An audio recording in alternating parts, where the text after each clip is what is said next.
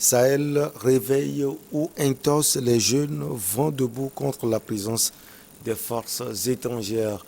Notre invité est Emmanuel Assogbavi. Il est le président du Carrefour des jeunes pour une Afrique prospère, CJAP. Emmanuel Assogbavi, bonjour, vous allez bien? Bonjour, je me porte bien, j'espère vous aussi.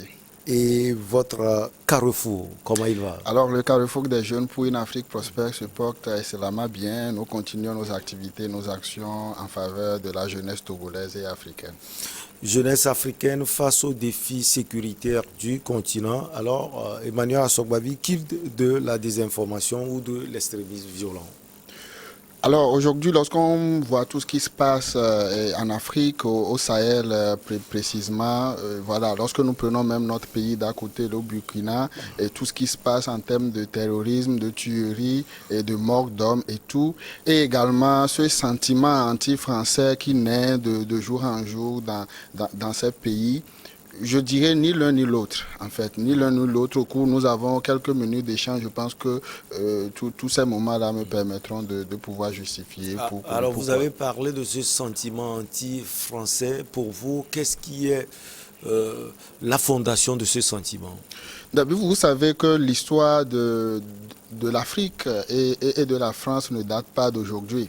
Depuis la traite négrière et puis tout ce que nous avons suivi, les forums, les rencontres État et le président français. Et puis également les pillages.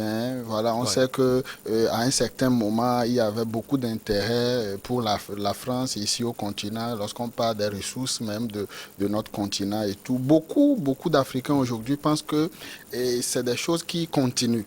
D'accord, qui continuent. Donc, même lorsqu'on parle de la sécurité de nos pays, lorsque donc des militaires français viennent travailler en fait pour la sécurité, et pour beaucoup, c'est qu'il y a également d'autres choses derrière, et donc c'est ce que les gens défendent. Mais il faut faire extrêmement attention parce que nous sommes en train de vouloir dire non à la France et dire oui à un autre pays. Oui, oui. Et oui, voilà, je vous dis quand même que dans 20 ans, dans 30 ans, on dira aussi non à ces pays-là qu'on veut aujourd'hui. Et quand on revient au sommet France-Afrique de Montpellier, vous avez participé à ce sommet également. Vous êtes venu nous dire tout ce qui s'est passé.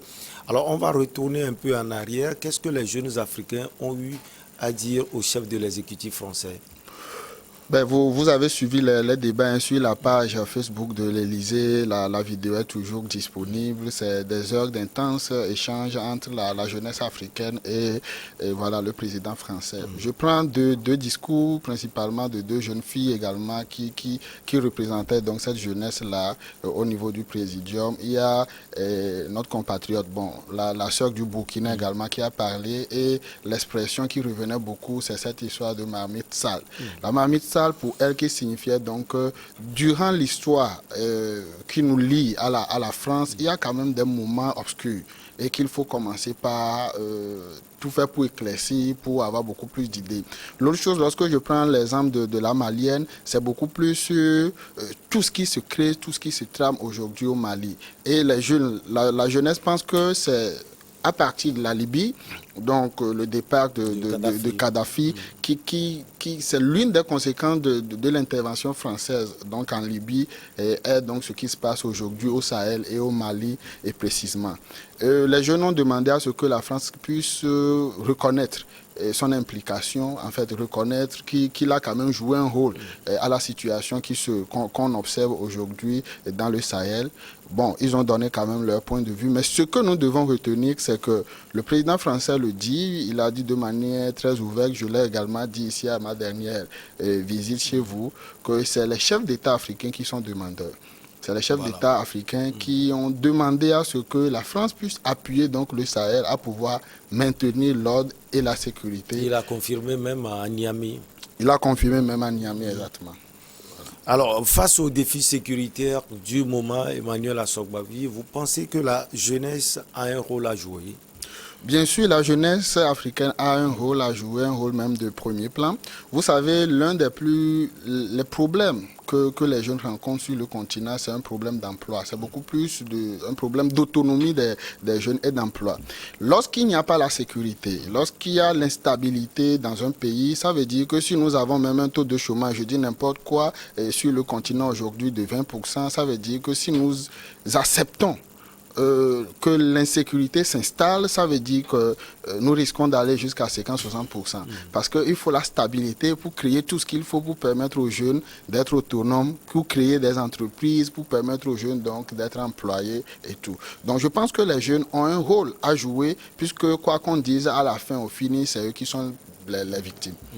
Alors, quand on parle de ces défis sécuritaires, on pense généralement au Mali, on pense également au Burkina Faso qui ne va pas bien, même au Niger. Le Bénin a été touché récemment. Alors, ces derniers temps, on peut dire que le mal est également à vos portes, les portes de votre pays, le Togo. Alors, que faire concrètement pour que votre pays soit à l'abri? Si je me rappelle bien, c'est la nuit du 9 au 10 novembre passé qu'on a eu l'information donc au niveau de Pendjar qui a eu donc d'attaque, heureusement qui a été repoussée et voilà, on n'a quand même pas eu de mort d'homme. Tout ce qu'il faut faire, je pense qu'une partie est déjà prise en compte par ce qui a été annoncé même par le ministre de la Sécurité togolais, où voilà, lutter contre l'insécurité, le terrorisme n'est seulement pas une question militaire. Donc former, nous avons vu même le chef d'état-major qui a sorti une note où voilà, on demande à tous ceux qui doivent être admis même à la retraite de ne pas aller à la retraite. Certainement c'est à cause de ces défis de l'air. Mais il faut dire qu'au-delà de l'aspect militaire, il y a l'aspect social. Lorsque les gens ne mangent pas bien, lorsque les gens ont faim, lorsque les gens sont enclavés, lorsque les gens nourrissent même de petites choses, de révolte, c'est ça qui favorise donc ces attaques-là. Et lorsque également il n'y a pas une collaboration directe entre les civils et les militaires, naturellement, il y aura des problèmes. Donc, je pense que lorsqu'on permet, ce que nous allons dire ici, c'est de lancer l'appel donc à nos dirigeants pour qu'on puisse faire en sorte que chaque Togolais puisse avoir le minimum pour pouvoir manger, le minimum ou loger, et voilà. Et lorsque tout le monde se sent bien naturellement, on pourra lutter efficacement contre ce fléau. Il faut également interpeller les collectivités. Aujourd'hui, nous parlons des mairies et tout. Les défis également, c'est là. Et créer des dialogues entre population entre population et dirigeants. Et là, à chaque fois qu'il y a des échanges, les gens disent ce qui vient de leur cœur, les gens se déchargent de leurs problèmes. Et naturellement, ça crée beaucoup plus de cohésion pour lutter donc contre ce fléau, ce mal. Est-ce que vous pensez que les réseaux sociaux doivent être mis à contribution pour lutter contre ce mal? Les réseaux sociaux aujourd'hui sont utilisés même par ces djihadistes, parce que des fois même les recrutements se font par là pour faire des propagandes d'informations, c'est par là, la désinformation c'est par là. Ils travaillent déjà nos esprits sur les réseaux avant de pouvoir aller. Même pour les actes, ils voient déjà à distance, ils peuvent savoir où se situe, combien de personnes il y a là. Donc ils utilisent quand même les réseaux. Mais je pense que nous aussi qui sommes contre ce phénomène, nous pouvons quand même utiliser les réseaux pour pouvoir dénoncer. Parce que sur des publications, sur des commentaires, on peut déjà voir de petits signaux qui montrent que telle page, tel groupe de personnes ne véhicule pas quelque chose de trop bien. On peut commencer par les dénoncer. L'autre chose également, c'est d'inviter la jeunesse à la responsabilité. Et parce qu'aujourd'hui, au-delà même de la sécurité, lorsque vous allez, vous aussi, vous êtes sur les réseaux sociaux, lorsque vous allez surtout sur TikTok et tout, vous voyez ce qui se trame là et on se dit finalement où est-ce que nous allons. Voilà, donc il faut appeler la jeunesse à la responsabilité, à l'utiliser pour le juste milieu, ce qui est bon et utile à nous. Vous avez parlé tout au long de votre intervention de la désinformation. C'est quoi la désinformation? Alors la désinformation, c'est de faire croire le oui pour un non et le non pour un oui. Et voilà, c'est terre à terre, c'est ça, c'est faux. On fait tout pour faire croire que c'est vrai, on fait tout pour faire croire que c'est faux. Donc, qu'est-ce qu'il faut faire? C'est de faire une d'aller vers une éducation même numérique. Et dans notre pays, je pense qu'on en a réellement besoin, même dans notre curricula de formation. Et sur ce, nous pouvons interpeller même le ministre de l'enseignement, et le professeur Kokoroko, pour voir dans quelle mesure même à l'école, on peut déjà commencer par inculquer les bonnes manières aux élèves depuis les classes. C'est très important. Et en termes de désinformation également, il faut demander aux jeunes d'aller vers les sites viables. Lorsque tu veux des informations, et si c'est par exemple sur la fiscalité, on sait l'organisme étatique aujourd'hui, par exemple au Togo, qui traite de ce sujet. Et naturellement, c'est sur le site de cet organe-là qu'on peut trouver des informations viables. Donc il faut aller vers des organismes, des pages officielles des organismes pour avoir des informations viables. Et les soi-disant influenceurs et tout également jouent un rôle. Il faut savoir tout simplement trier ces informations. Moi, j'interpelle juste les dirigeants à voir comment est-ce qu'on peut intégrer même la formation, l'éducation numérique donc au curricula. Alors, quel est son impact en termes sécuritaires, Emmanuel? Des réseaux sociaux, je l'ai dit tout à l'heure que... de la désinformation. De la désinformation. Mais vous savez, et nous avons vu au niveau quand on faisait au Togo l'élection présidentielle, en février dernier, nous tous on était à la maison quand tel camp dit que nous avons gagné et l'autre également dit que nous avons gagné, alors que l'institution VIA qui doit proclamer les résultats n'avait pas encore réagi. C'est ça. Finalement, pour quelqu'un qui est à la maison, qui n'est pas spécialiste, il se penche vers quel côté? Est-ce que vous voyez? Donc, vous voyez naturellement que si tel bord dit que oui, c'est moi, l'autre dit que oui, c'est moi, ça peut créer des tensions. Parce qu'au finish, celui à qui on a fait croire qu'ils ont gagné, et si ce n'est pas lui à la fin, il sera révolté. Ouais. Vous voyez. Donc, c'est ça les conséquences. Et lorsque nous voyons l'étymologie même de la désinformation depuis le XXe siècle, c'est la guerre froide et tout, c'est des stratégies utilisées donc par des groupes armés pour déstabiliser l'autre, pour faire des soulèvements et tout. Donc, c'est pour dire que la désinformation, nous devons aller contre. Et j'interpelle aussi les hommes de médias parce que très souvent, pour des lancements d'alerte, les pics, il faut savoir le faire. Également la hack parce que c'est l'autorité qui doit réguler tout cela, pour que vraiment tout ce qui sort, qu'on puisse savoir réellement que c'est des informations justes. Alors, je vais vous poser cette question. Qu'est-ce que vous apportez? C'est-à-dire votre carrefour, qu'est-ce qu'il apporte comme contribution? Alors, le carrefour des jeunes pour une Afrique prospère, seulement avant même le sommet, nous avons lancé une campagne où nous avons fait le tour des ministères. Nous avons été reçus au ministère des droits de l'homme, nous avons été reçus au niveau de la CNDH, paix à son âme, là, nous avons été reçus même par la présidente d'alors. Nous avons été reçus même au ministère des armées pour échanger. Parce que tout le problème des conflits et de l'insécurité vient de l'incompréhension des uns et des autres. Donc l'État fait des politiques publiques, privées, fait des interventions où le citoyen ne connaît forcément pas les contours de ces décisions. Nous allons vers eux, vers ces autorités, les premiers responsables, pour avoir les meilleures informations, venir informer, relayer l'information auprès de la population.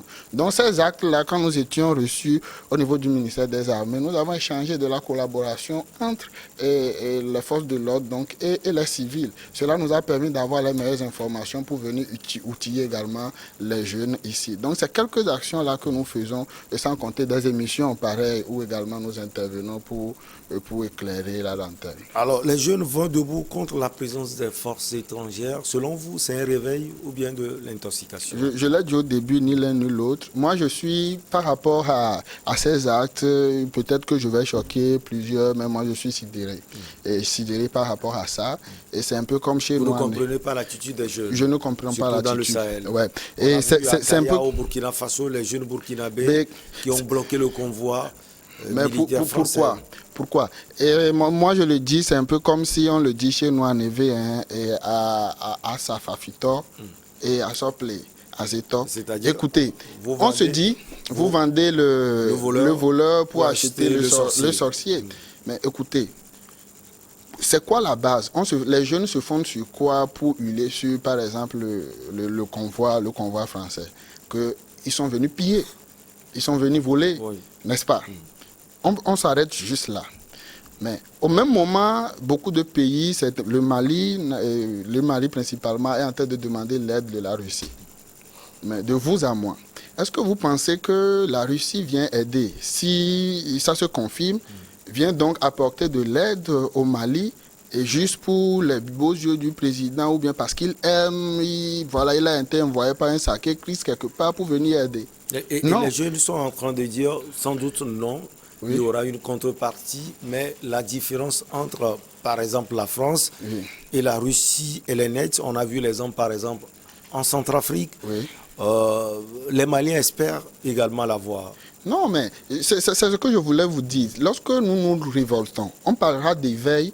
Et lorsque, par exemple, on dit on ne veut plus des Français et qu'à partir de maintenant, les Africains sont capables eux-mêmes d'assurer leur propre sécurité, on parlera d'éveil. Mais on ne peut pas vouloir être un pays indépendant, un continent autonome et compter toujours sur une puissance étrangère. C'est là que moi je vois le problème.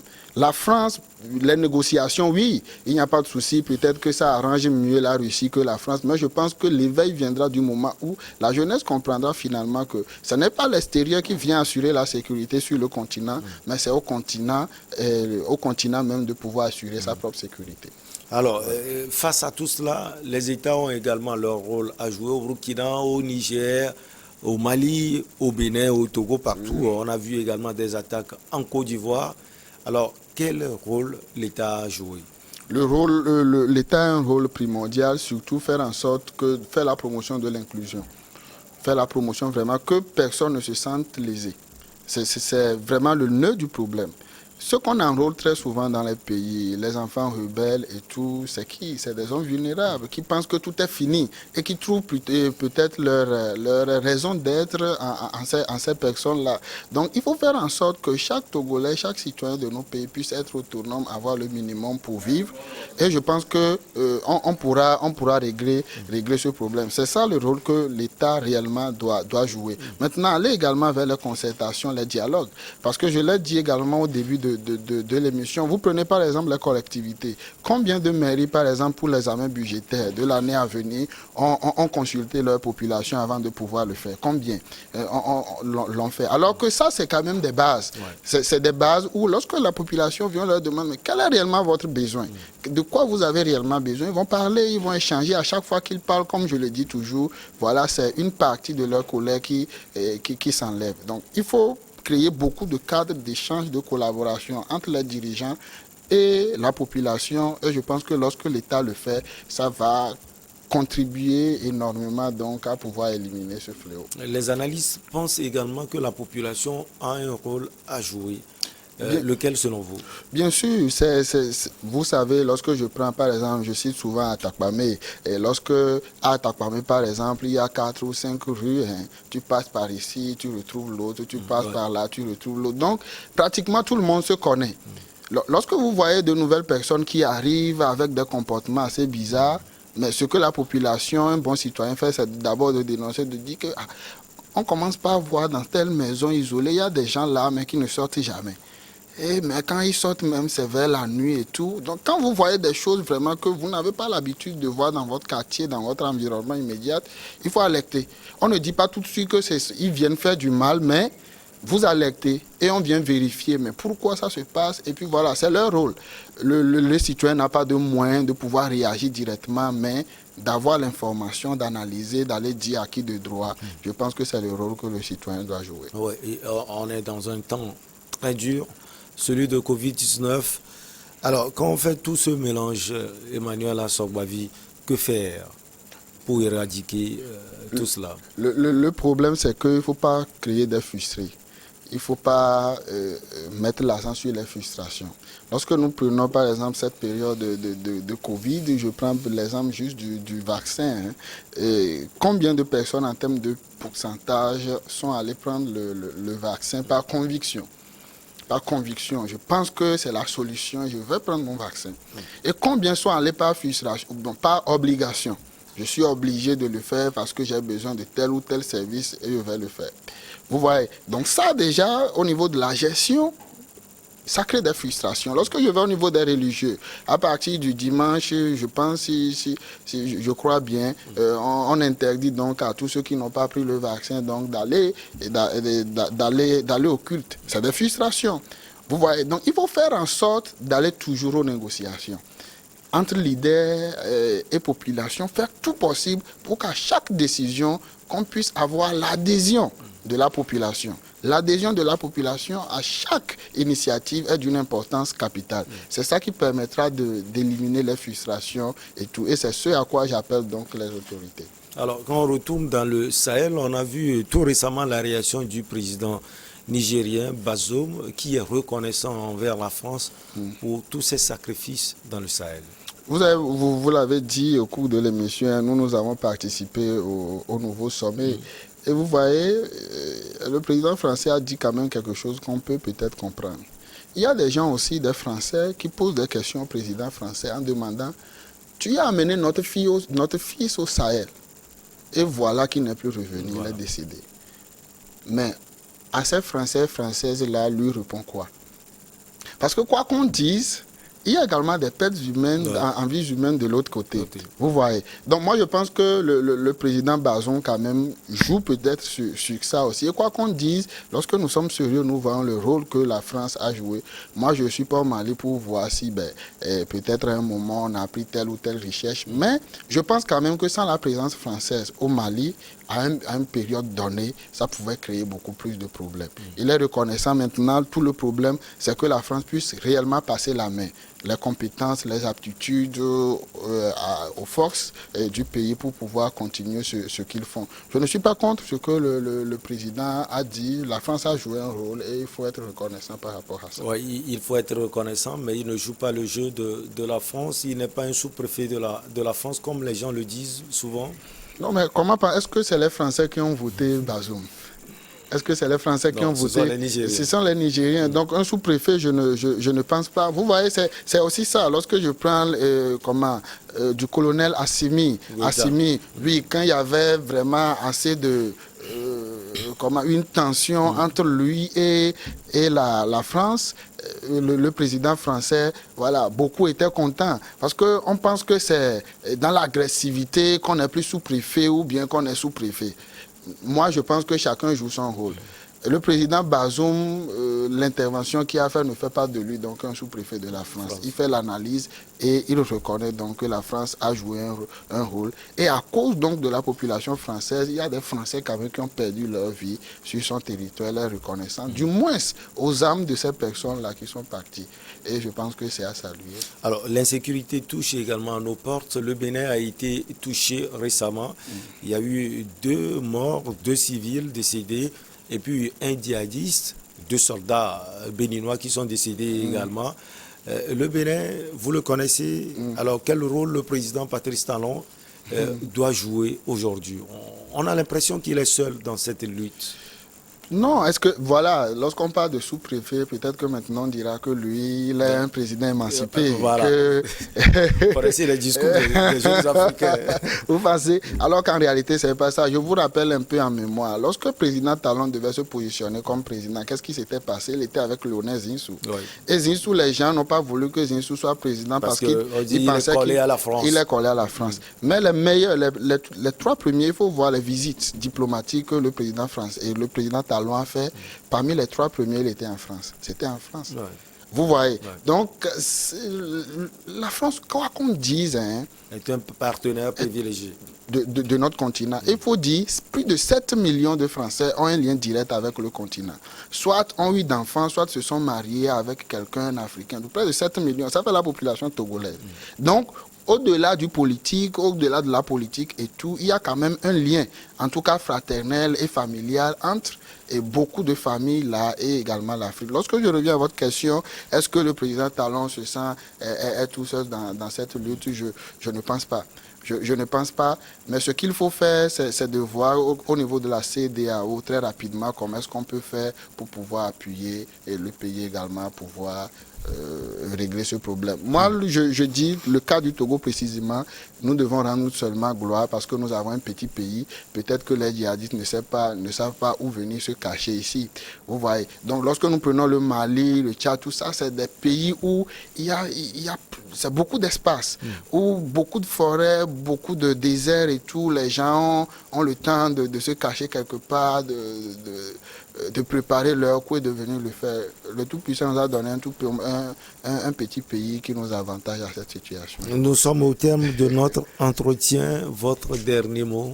Ce que je vais dire, premièrement, c'est au niveau de nos dirigeants qui puissent voir dans quelle mesure également continuer les actions qu'ils font déjà, soutenir la population, permettre à ce que toute la population soit beaucoup plus autonome. À la jeunesse, c'est de leur dire l'éveil, de continuer de se battre et que demain sera meilleur. Sahel réveille ou intoxe, les jeunes vont debout contre la présence des forces étrangères. Merci beaucoup à vous, Emmanuel Assogbavi. Vous êtes le président du Carrefour des jeunes pour une Afrique prospère, CJAP. À très bientôt. À très bientôt. Allez, on va marquer la pause pour le journal et on reçoit nos invités pour Regard croisé.